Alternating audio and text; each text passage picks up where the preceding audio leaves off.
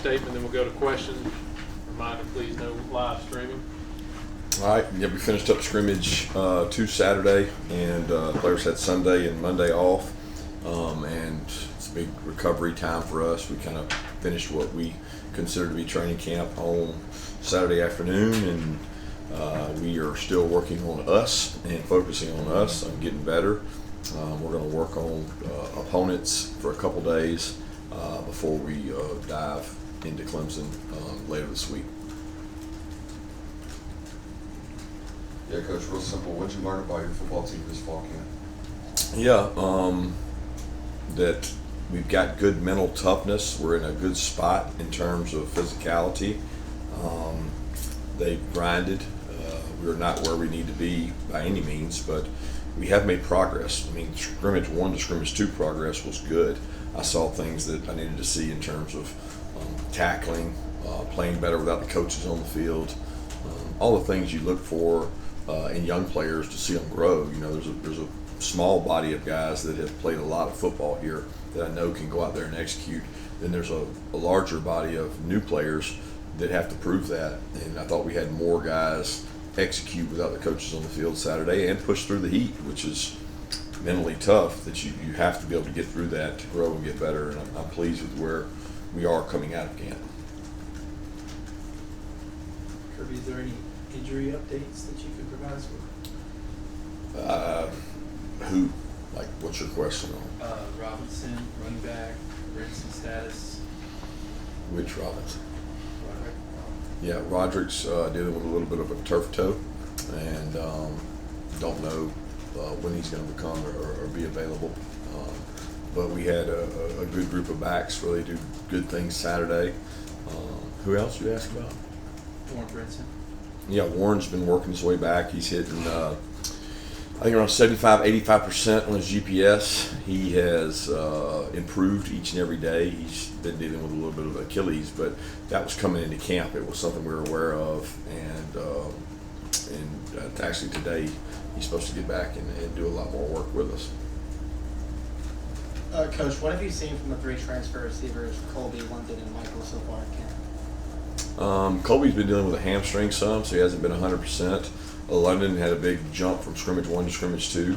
And Michael Jackson is a guy that's been really reliable for us, hard worker, competitor, continues to improve and get better, and I'm pleased with all 3 of those guys. Kirby, how many cornerbacks do you think can play winning football? I guess that's the term you guys use, and is Ellis Robinson in that group? Well, we've got probably 5 to 6 guys operating and repping there, and you know, we've got some guys that work at both, go inside and outside, and so Chris Peel's a guy that we've used at safety and at corner. Dalen plays some star and corner. Julio Daniel, Ellis, DeMello, all have grown, gotten better. Andre Evans is continuing to grow and get better, and all those guys, they work really hard, and really pleased with the camp that all really 6 of those guys have had. Yeah, I know Jared's been dealing with a little bit of Achilles injury. You've moved Tate over to center. How has Tate handled playing center, given I think in March he had said he had never done it before, and have you seen him grow and develop and add that sort of skill to his back? Yeah, Tate's done great. He's a really good athlete. You know, he's a tremendous athlete. He can move, do things. Drew Bobo's done really good things there. Jared's been back and practiced in scrimmage Saturday and done some good things. We've been controlling his volume, but he's been out there working and getting some continuity. He has the largest body of work over the last 2 to 3 years at center of anybody. Drew has continued to impress and done a great job, and Tate's gotten a lot of work there, you know, through our OTAs, training camp days, walkthroughs. Tate has had a lot of reps, and he's been right next to the center making all the calls, so the mental part of it's been great, and his snaps have been really good too. So he's just creating value for himself, and that he can play multiple positions now. Can you give me an update on Xavier McLoud and Smile London, their health, and do you expect them to be able to play against Clemson? Xavier McLoud has been dealing with a little bit of an injury. He's been pushing through and working through. We're trying to get him back. Don't know when he'll be back. Smile has practiced every practice this camp. He's had some days of higher volume, some days of lower volume, but Smile's been out there doing everything. Yeah, kind of along that line. Smile had his charges dismissed. So Kobe had some charges dismissed too. I know you've been dealing with this stuff off the field. Are any of these guys, Trevor as well, looking at any first game suspensions as a result of all of that? Yeah, we'll deal with all that when it comes time, Chip. You've talked a good bit during fall camp about how relatively young these inside linebackers are, even with CJ and Raylan playing some last year. What have you seen as far as the leadership in that room from Smile, being that older guy and helping those guys along? Well, it was hard for Smile because he wasn't able to do everything last year. He was dealing with a nagging injury, and then he had the same thing in the spring. So I feel like he's been a little more assertive now that he's back working, operating at every practice, getting reps, even though his reps might one day be 80% and then another day 40%, and then he goes up and down with the volume. He's been out there, so he's been able to be a leader. CJ Allen's a natural leader who does a really good job, and you don't really see him like a sophomore out there. He plays like he's a little bit older, and Raylan's done a good job. The guy that has really stepped up is Terrell Foster, who's probably been here longer than any of them. I don't know if he's been here longer than Smile, but it sure seems that way. So Terrell's done a great job for us. He is a warrior in terms of competitive toughness, special teams, and makes plays. So that room has no shortage of talent. It may have a shortage of experience, but they rely on each other, and there's several good leaders in there. The freshmen are great leaders.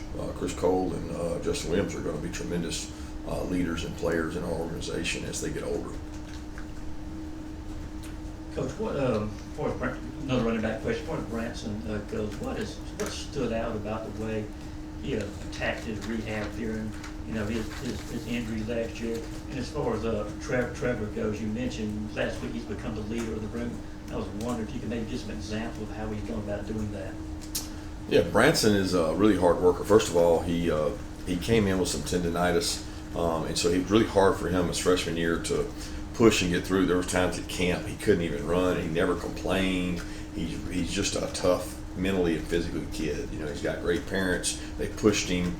He's a great leader, and from the time of the injury, he never pouted, cried. I mean, he just understood that was part of the game, and it was a significant injury. So for him to come back and not even get to really go through spring full speed, he did some things in the spring, but he didn't get to go full speed. It's been great having him back from a physical toughness standpoint, a reliability standpoint, ball security, third down pickups, special teams. He's just a really good football player. So I love the way he went about doing things. Etienne he's a natural leader. He's been that way since he was even in Florida. He was that way. He's a very confident kid. He leads by example. He gets up there first. He's hard on guys when he needs to be. He speaks up in front of the team, and he's a tremendous asset. Yeah, Coach, that defensive tackle room seems to be pretty banged up. I'm curious if there have been any young names that have flashed in the absence of some of those older guys.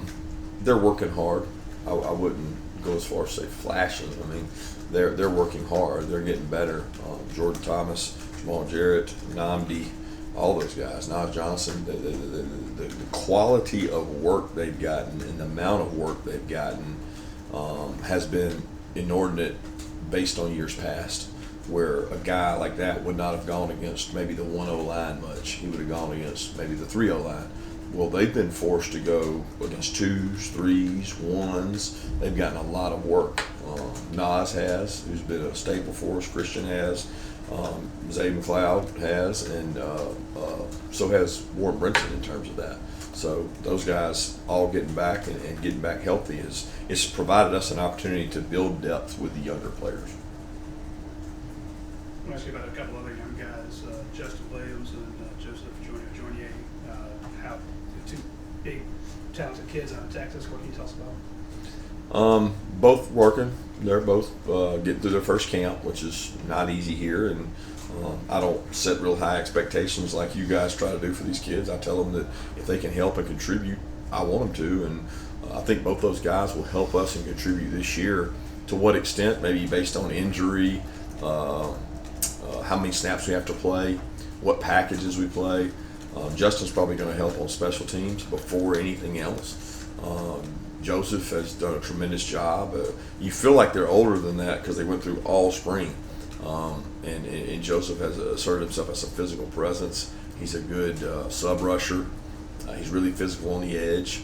And he's gotten matched up a lot of times against our older offensive tackles, and he holds his own. So we're looking forward to being able to play those guys. Yeah, with Christian Miller entering his third year in the program now, where have you seen him improve the most this offseason, and what does he need to continue to show to be, I think, an every down player in that defensive line room?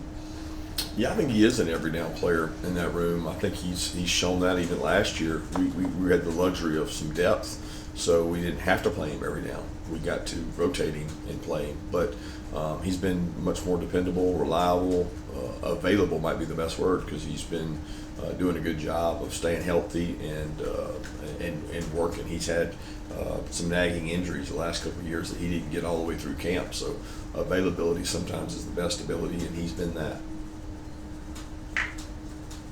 Kirby, is Gunnar Stockton your backup quarterback, and how does he look this preseason? You know, we have a group of quarterbacks that have done a great job. I think we've got depth at the quarterback position that we're not used to having in terms of guys that have experience, some guys that are young, some guys that have played like Gunnar and Jaden, and they've done a tremendous job. Gunnar's had two of his better scrimmages and had probably his best scrimmage since being here in the last one. I'm really pleased with where all those guys are. Speaking of quarterback, what kind of chemistry are you seeing Carson develop with some new faces at receiver and tight end? You know, he had his go-to guys. But what kind of chemistry is progressing through camp and as we get ready to closer to the regular season? Well, I think that's a work in progress because we don't have a complete full deck out there. And I would venture to say everybody in the country is that way because you've got one wide out, maybe a tight end out, maybe a back out. The next thing you know, you don't have everybody out there. You're really trying to develop two things. Is chemistry with your number ones more important than developing your number twos? And at the expense of chemistry, we want to have depth. And we've done a really good job pushing the envelope with London, Michael Jackson, Sokovie, Nitro, Riddell, Colton Heinrich, making sure they're on the same page as Carson. And sometimes when you do that, you might lose a little continuity or rhythm because you don't have your top guys in there. We've got to force guys to get ready to play that are going to have to play throughout the year, and then try to really get that continuity here in the next week or so. My question there was about Sokovie White, Nitro Tuckle, and what can you tell us about CoSpeed? I can tell you all three of those guys are really hard workers, very intelligent, extremely athletic. Cole's been a dominant special teams player, and he's going to take on more role this year at receiver on top of being a good special teams player. He's a core product of our system. He came in probably under-recruited, not highly touted. He's gotten better every year. He's really tough. He's really physical. He's really fast. He can dominate on all four phases of special teams, but he's also created a role for himself at wideout. Sokovie and Nitro are still learning. They need to play football. They need to go out there without coaches and have to execute. But they're talented football players, but I don't know that they're 100% reliable right now. We have to get more reliability out of them. Kirby, what has stood out to you about Janelle in his second year in the program? Yeah, his ability to process information faster. I mean, everything was really fast on Janelle last year in terms of get the call, get lined up, execute. Get the call, get lined up, execute. That was tough, man. I mean, it was like he's going from a system where he never had so many words. He didn't have to learn things. He had rules he had to get, and he took a lot of lumps last year. He learned from Taki. He got frustrated at times, but it's paid off this year in terms of he understands the defense. We're still challenging him to communicate a little better, meaning verbalize things to people in front and behind you, but he does a really good job with see ball, hit ball, cover people, strike people. He's a good football player. Yeah, what's Dylan Fairchild's best attribute, and how does he help this offensive line? Yeah, toughness, character, what he stands for just as a man.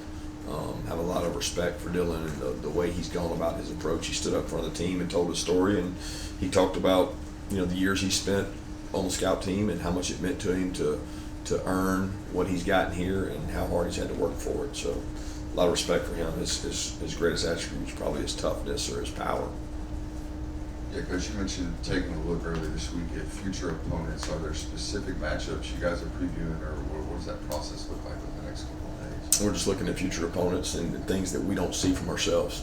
So if we don't play a certain coverage, certain front, we're going to look at it and work on it and try to expose our team to it. You got to be careful about you don't get programmed into playing us. We don't play us this year. And same thing on offense. There's teams that do things we don't do offensively that we just try to explore, and that's probably 10-15% of practice. It's not the majority. It's a small piece, and we continue working on fundamentals. Peyton Woodring worked through some stuff last year. How valuable is it to have a guy who's kicked for a year, and how's he kicking right now? He's been great. It's relieving that we don't have that stress of trying to figure out who that is this year. So I feel great about that. We do have good competition going on for kickoff battles, and Peyton's consistent. He's been good all camp. Coach, can you give us an update on how Anthony Evans is coming along and maybe other potential return candidates? Yeah, Anthony's done a good job. He's very consistent back there. He's done it in the game. Sokovie continues to grow and get better. Sokovie has a lot of potential. Other return candidates would be Michael Jackson, who's done it. Malachi Tolliver has done it all through high school. He's done it since he's been here. ETN does it in terms of kickoff. Dylan Bell, Cole Spear, Cash. We got a lot of guys. Nate Frazier. We got a lot of guys back there that catch kicks and punts. Coach, retrospectively, that 2021 matchup with Clemson to open the season was huge and monumental, for the whole year, I guess. But just looking back, all the way back to your career, what can you say about the Georgia-Clemson rivalry? And I'm sure you guys are constantly running into each other on the recruiting trail. You don't play every year, but I'm assuming there's a competition every year with Clemson. Yeah, I mean, we don't see them on the road recruiting as much as it seems like we used to. I don't know. It's died down some. I mean, there's a lot of overlap. They recruit our state hard. We recruit their state hard. A lot of respect for their players, their teams, their coaches, for what Dabo's built there. I had a good relationship with Brent when he was there, and he's in our league now. They've been one of the premier teams in college football in terms of the last 10 years, you could say. I mean, it's probably longer than that, but they've done a tremendous job. So we do see them on the road, some recruiting, but I think the matchup is more about our fans. Just getting that caliber of a matchup to start the season is important. But we got issues on our hands today we're trying to deal with over the game. Time for one more question. I want to ask you about your three redshirt freshman defensive backs, Rhett, Peel, and Jones. What have you seen from them in year two for those guys? Yeah, growth. Rhett has gotten better with each and every practice. He continues to improve. He's gotten better this camp from spring. Peel has been dealing with a shoulder surgery that he missed some time at the end of spring, and so he was not cleared for the start of camp. He's just now getting cleared, as in today. He's been practicing, he just hasn't been completely cleared to do full contact, so he'll get to do some of that. And then Kyron has had a good camp. He's really fast, he's really physical. He was a running back in high school that had really never played DB. So we told him it's going to take a while. It's not overnight. You just snap your fingers. And he's starting to show up more on special teams as a really competitive and dominant player. He's still working at DB to grow and get better, because it's not something that you just click your heels together and get it right. Thank you, Coach. Thanks, Coach.